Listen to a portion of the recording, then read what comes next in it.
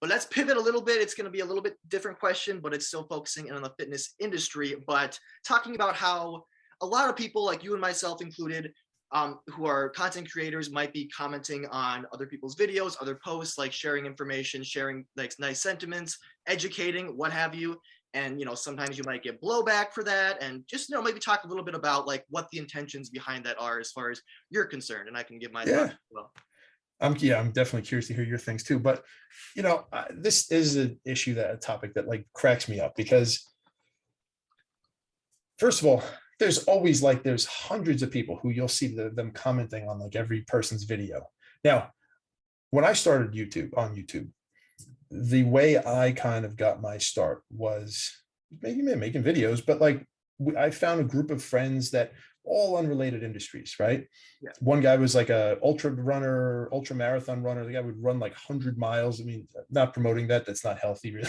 But he's a great dude, and he does extreme stuff, and he's incredible. Really nice guy. But just I'm not saying I support that, but whatever. But like there were other people who were into sneakers or whatever, all different people in all different industries, and we made this group of friends that we all supported each other, and that started kind of started me thinking like, this is great. Like we're all helping each other get our start.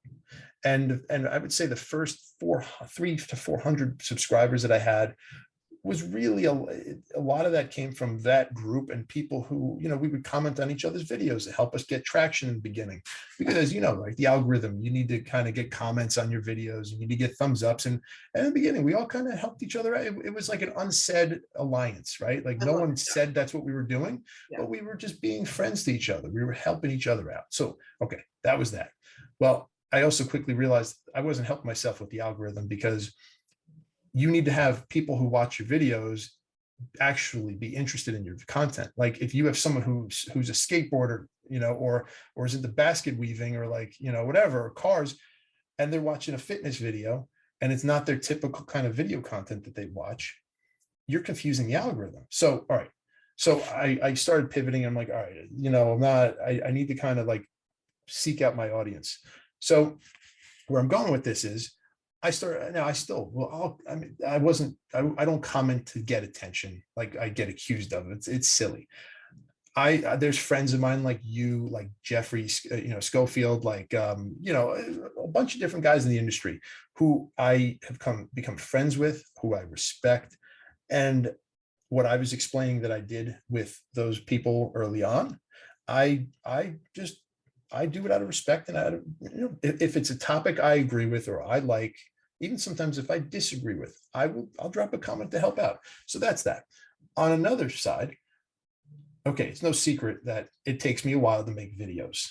Okay, it takes me a little while. Like I'm not that fast with it. Why? Because it takes me like 100 to 200 hours to make each of these videos now.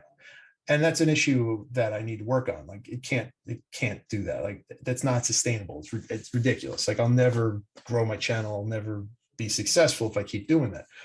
Anyway, getting back to the thing, I also can't address issues, or if or like make a video quickly to respond to something or to help someone out or whatever fast enough to be able to be effective in it. So if I watch a video and it resonates with me in some way, I feel strongly about it, or I have some thought or comment I want to leave, I drop a comment. That's my way of injecting my opinion or helping someone possibly.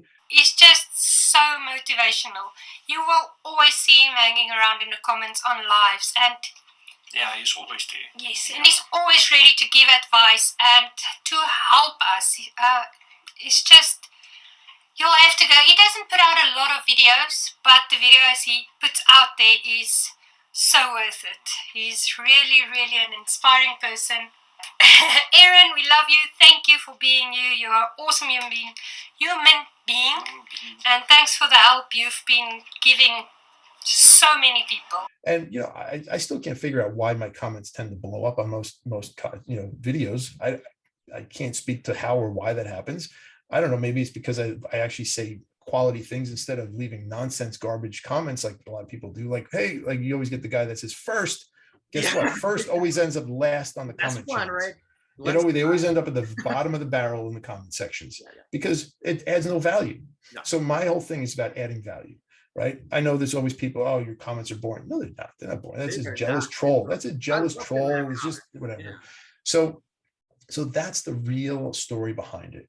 All right. It allows me to weigh in on a topic and knowing that for whatever reason, my comment will probably get upvoted by a lot of people and sub-comments and I like starting conversations. I like having productive dialogue come from something that I say, right? So, or get people thinking, or in some cases to hold someone accountable, right? So again, I'll say his name, Ryan Humiston.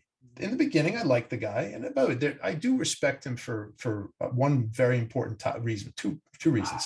Number one, I don't think he's actually a bad person, not at all. I think actually he does a lot for dogs, rescue dogs in particular. I know that much about him, and I respect that. I think highly of him because of that. Like that's a sign of a good person, in my opinion, someone who does things for animals to help them out, right? And and I also respect how he's been able to grow his channel so quickly, right? And make content so quickly. I mean, that's something I respect and I find inspirational.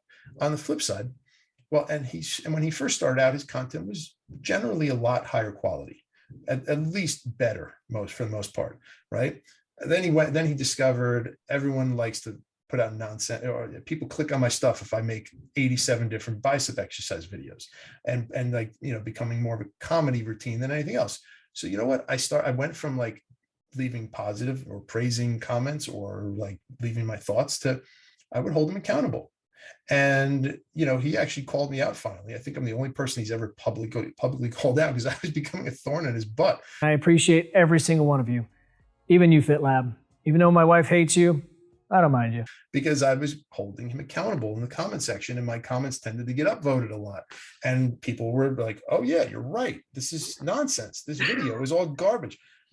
He finally blocked me, right? Because I was holding him accountable, but respectfully, keyword. So, and by the way, I take that as, I'm proud of that because I know I had a positive impact because the guy is preying on beginners, all right, who don't know any better, who will listen to whatever he says. And those people are not benefiting from his advice for the most part. So anyway, that's why I comment a lot. And, and again, I'm sitting on my computer here most of the day, all right? I work crazy hours, 12 hours plus a day, most days. So my computer's on. I get notifications of every video that pops up from people that I follow. And it could be a computer video. It could be a PC building. It could be the people who attack me in comments. Oh, you comment all the time. All they see is the comments I leave on like a big channel or something, a fitness channel. Yeah. They don't see all the other small channels of different topics that I leave, like computers or gardening or like whatever. Like they don't see all those comments or, so it's ironic to me. I don't comment on if I drop 3 to 5 comments a day, that's a lot, right? That's maybe an average day, give or take, but that's it, man. And anyone who has a problem with it, that's an issue with them, not me. Absolutely. Like, I understand why people are skeptical, like we talked about, but again, it's like, if they actually read your comments and see just how constructive you are, it's like, I personally love the FitLabb comments. I've been seeing them before I ever connected with you. And it was always clear that like, you just wanted to help. You just wanted to lend your own thoughts, and your thoughts are very valuable to the fitness industry. So I appreciate it personally. I mean, look, I would make a video on every single thing I say in the comments, but I just can't. I can't. Not yet. Hopefully I'll get to that level one day. Like Greg Doucette make 2-3 videos a day. Right. I mean, he has a whole team helping him. I don't know how the guy does it otherwise. I can't do that. I'm one person filming, editing, scripting, planning, everything. Lighting, audio. I can't possibly do that. It's impossible, especially on a decent level of quality. You can't. Right. And being a perfectionist too, like you and I both have a bit of that perfectionist bug, and that big time. It's like my Achilles heel. It's both my blessing and my downfall. Yeah, take the good with the bad in terms of the perfectionist thing.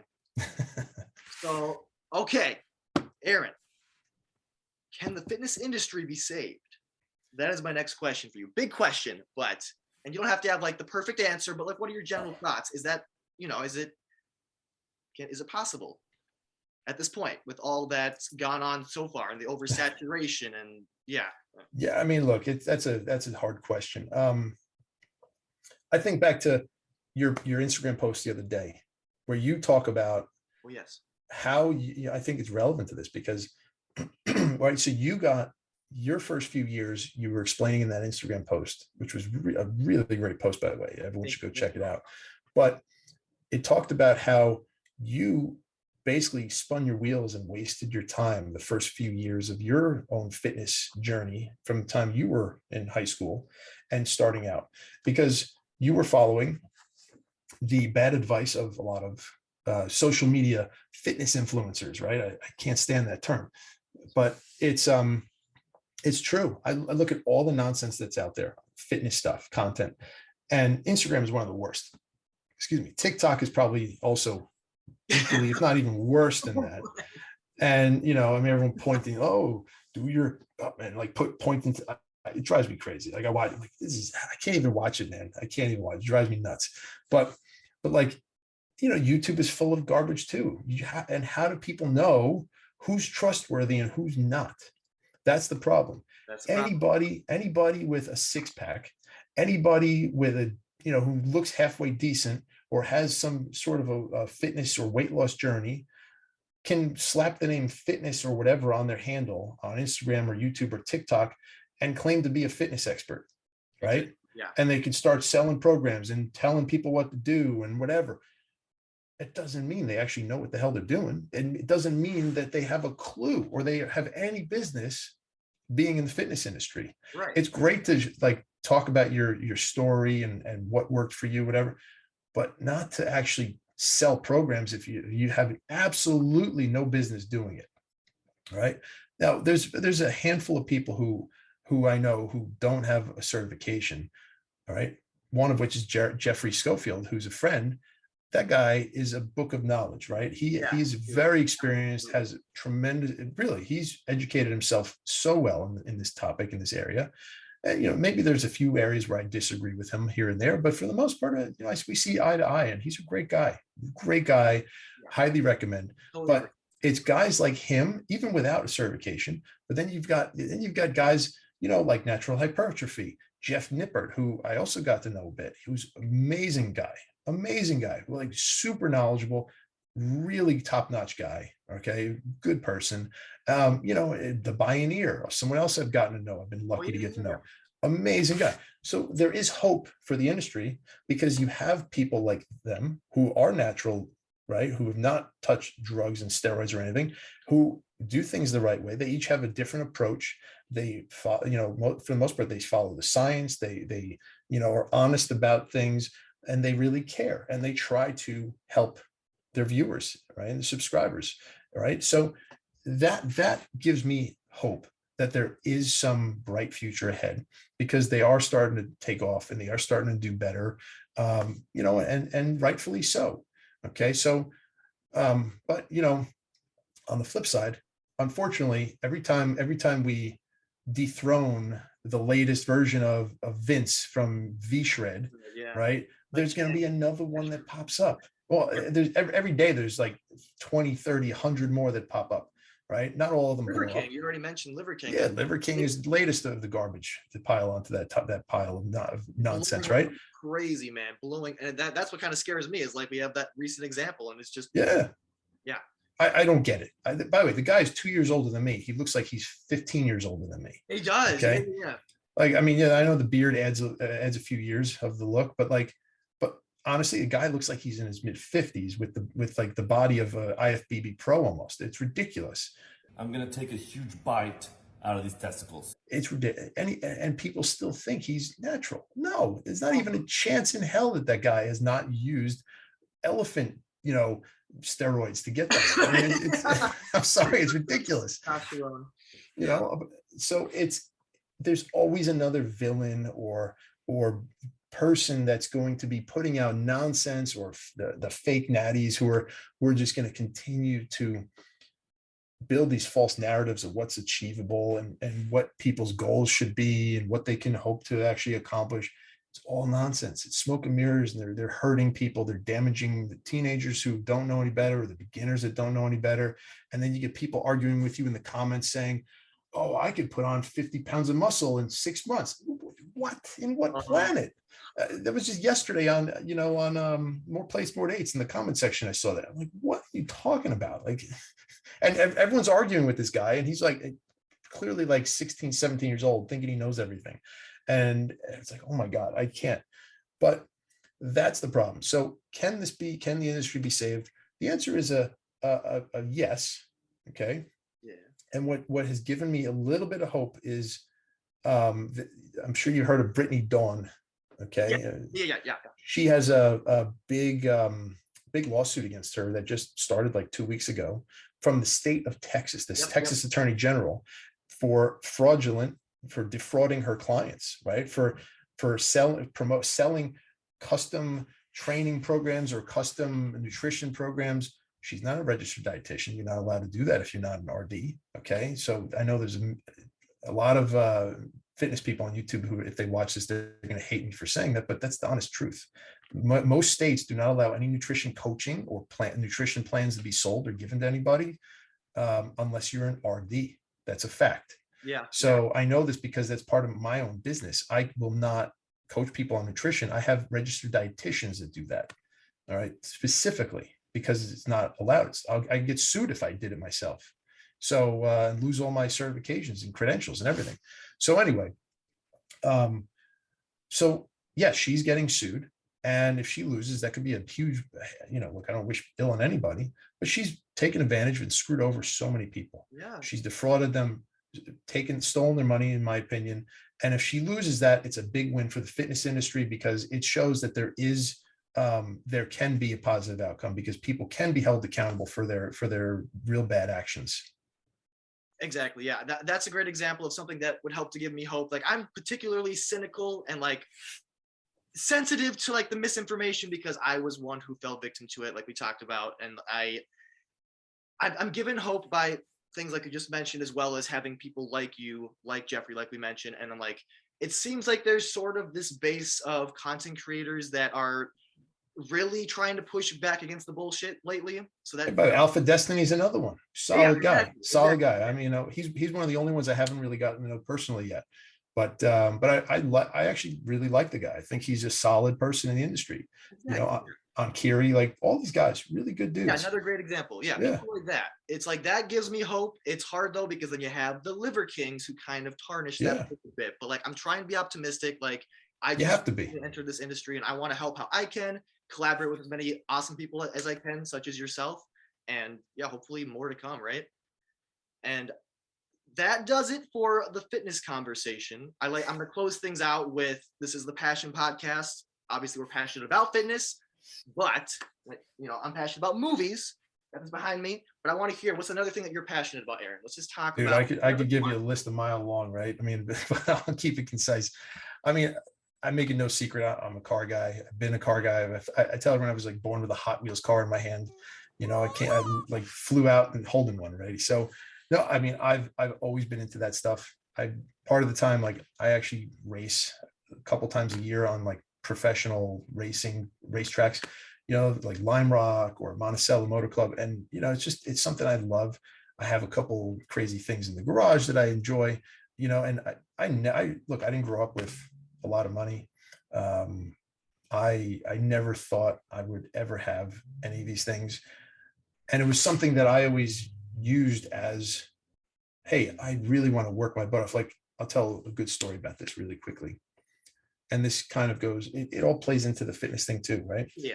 When I was 12 years old, my parents went to go buy a Dodge Caravan, which was the most expensive car they were buying at the time. And at the time that was a lot of money. It was like $18,000 or $19,000. I might be wrong. Maybe it was 20, whatever.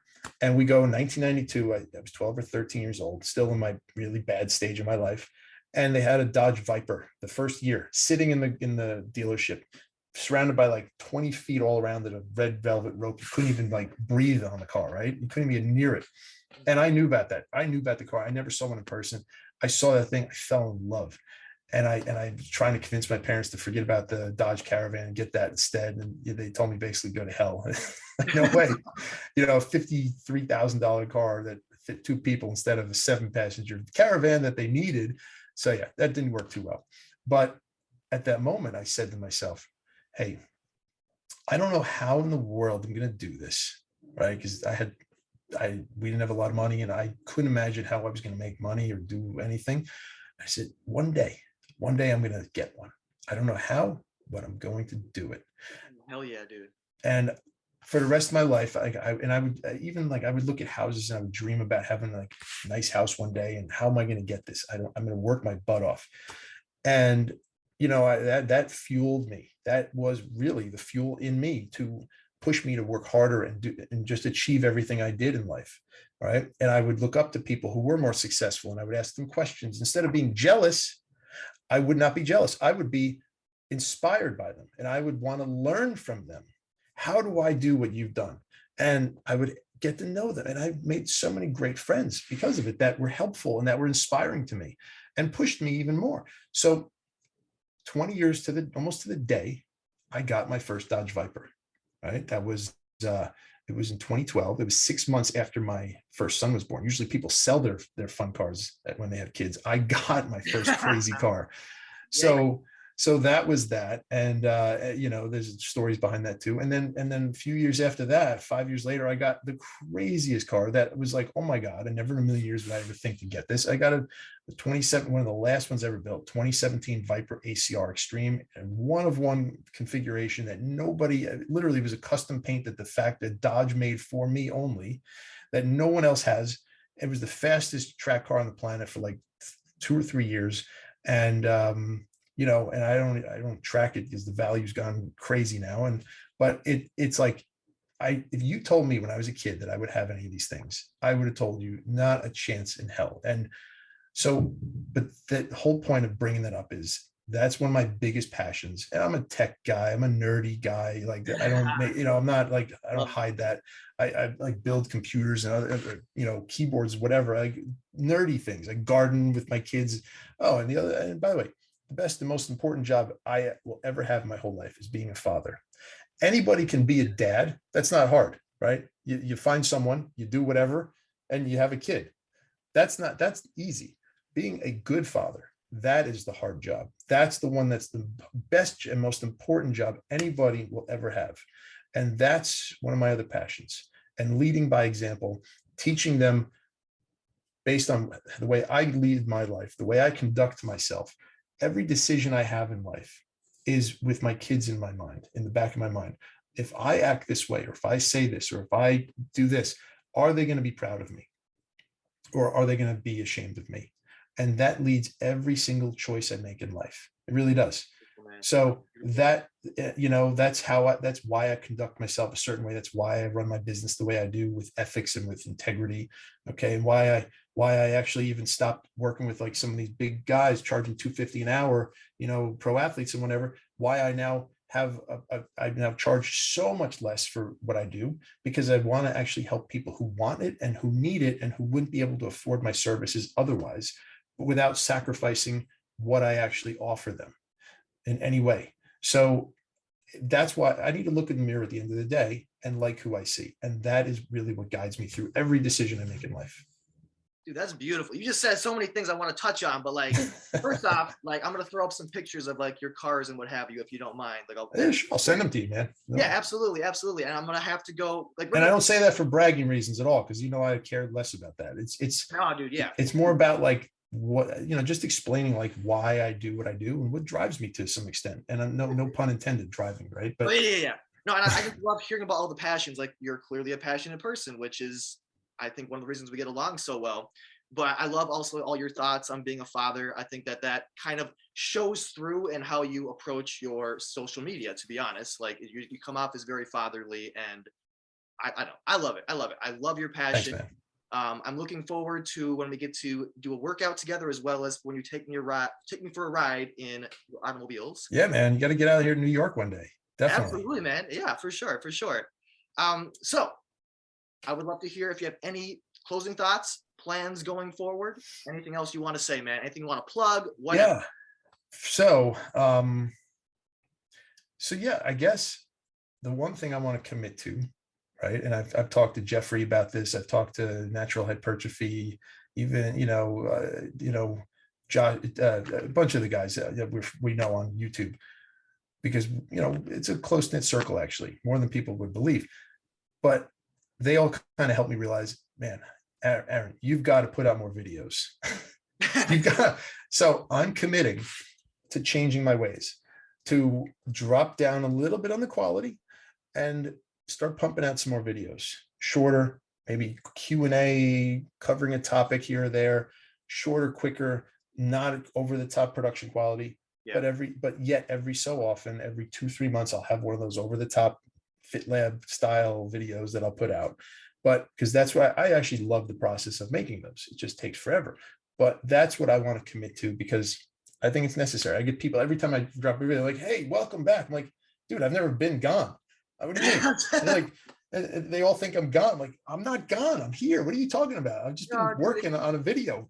That freaking demand of social media, right? It's just like, now, get it out. But I think that's a great idea. Go on. So that's I think, the big thing that I want to really focus on now. Like, I've gotten to the point where I love how I produce videos and everything. I have fun with it, but I need to make more. Or I get forgotten, right? And I get left in the dust by all those Liver King nonsense people, right? Dude. So I need to do that to actually build what I'm doing better.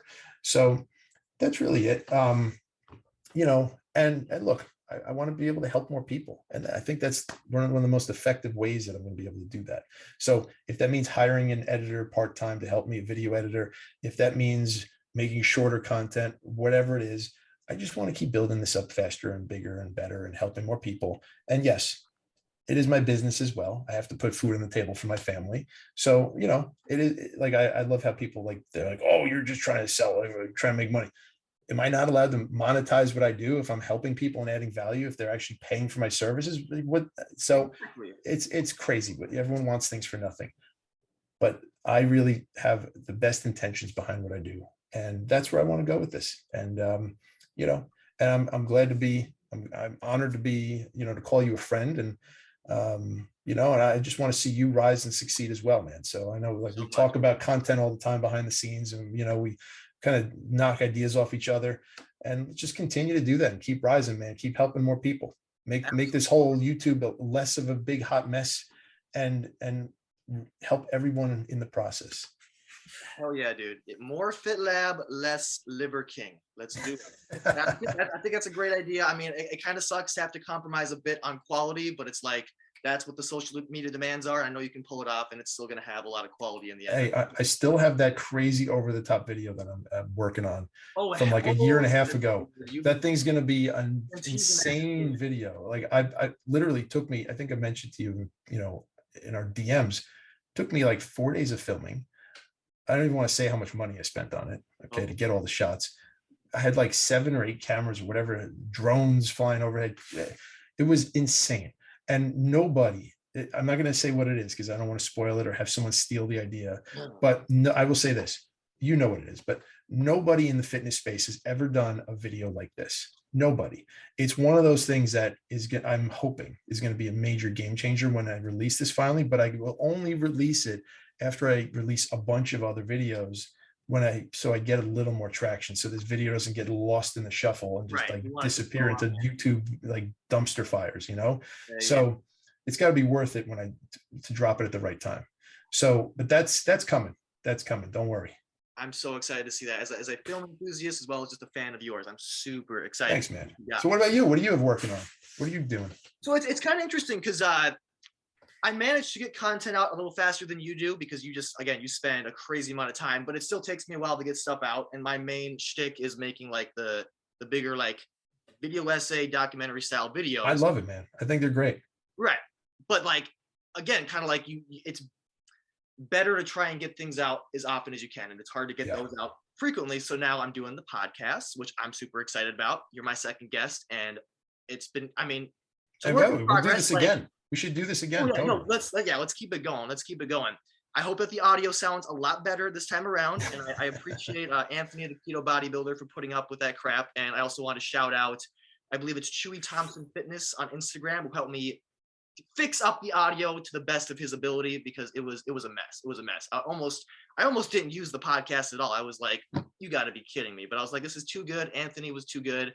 So hoping that once I get this this recording all settled, like that it all sounds great. I'm sure it will. But yeah, so got the video essays, of course, the podcast now, and then I'm also planning on doing more videos where I just talk to the camera about something that I feel is worth talking on, because I feel like those are another thing that I can get out quickly, as well as show more of like who I am and my personality as well, and just get better at talking to the camera, because I'm much more film than theater, if that makes sense. I don't know, maybe it's clear from doing this podcast interview. It's like I'm always kind of checking myself and being like, did I say the right thing? Did I script myself well? And but the more you do this, the better you get at it. When I started, if you watch my first video, I watch it, I cringe. I'm like, oh my God, I look and sound so bad. This is terrible. Even my first like earlier videos, not the workout videos, but like after that, I cringe a little, because I'm like, oh, I was so bad.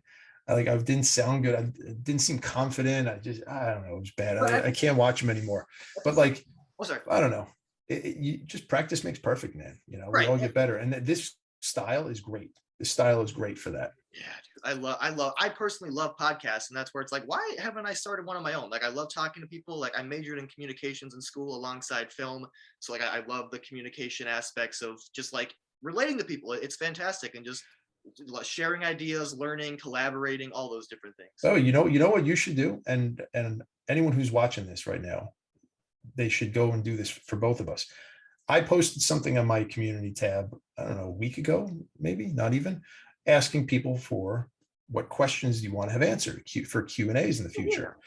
I got some great responses, but I would love to have more. You should do the same thing. So anyone who's watching this right now, you should post today or tomorrow, before this video drops, post that thing, or same day, of, hey, ask me a bunch of questions. And whoever's watching or listening to this right now, go on YouTube to both of our channels and drop a bunch of questions, drop 1-2 questions of what you want to hear us talk about, or in future videos, and or what question you actually have, like a legit question. You and I can almost guarantee you and I will cover them, as long as they're like a real question or a real topic, so I think it's a great thing, because it also pays to want to know, what do people really want to hear? What do people want to know about? And I think there's no better way than doing that. So I highly suggest that, we continue that practice, and that whoever's watching this, go ask those questions, because it matters. And we want to hear, we actually do care, and we do want to hear it, and it'll help us make the content that you want to see. Yeah, of course, because again, this is not about stroking our own egos. Like, we not at all want to help in the fitness space. Like, of course, we're going to need to showcase like who we are and our abilities, which might seem like some kind of egotistical sort of situation. But at the end of the day, I want to help people in regards to their health and fitness. And I know that you do as well. Dude, I have nothing to prove to anybody. I got nothing to prove to anybody. I know who I am. I'm confident in who I am. I don't care about being the strongest guy in the gym anymore. I don't care about being the biggest guy. I just care about living a healthy life and living a long life, and being there for my kids, and helping a lot of people. None of the other stuff matters. That's right. So if I can help someone in the process and better themselves and lead a better, happier, healthier life, and get in awesome shape, that's all. That's what it's all about. That's it. Period. Hell yeah, dude. Good stuff, man. Yes. And I really appreciate your time, man. You're a good man and a great man. And back at you, brother. We'll be doing this again. Again, thanks for your time. Have a great rest of your day. And for everybody watching, whatever time it is for you, have a great day, night, whatever it may be. And stay tuned for more podcasts. Be sure to check out Aaron's channel and all of his other offerings. He's a fantastic dude, as I've already said a million times. But thanks, man. All right. Have a good one, Aaron. You too. All right. Bye, brother. Take care.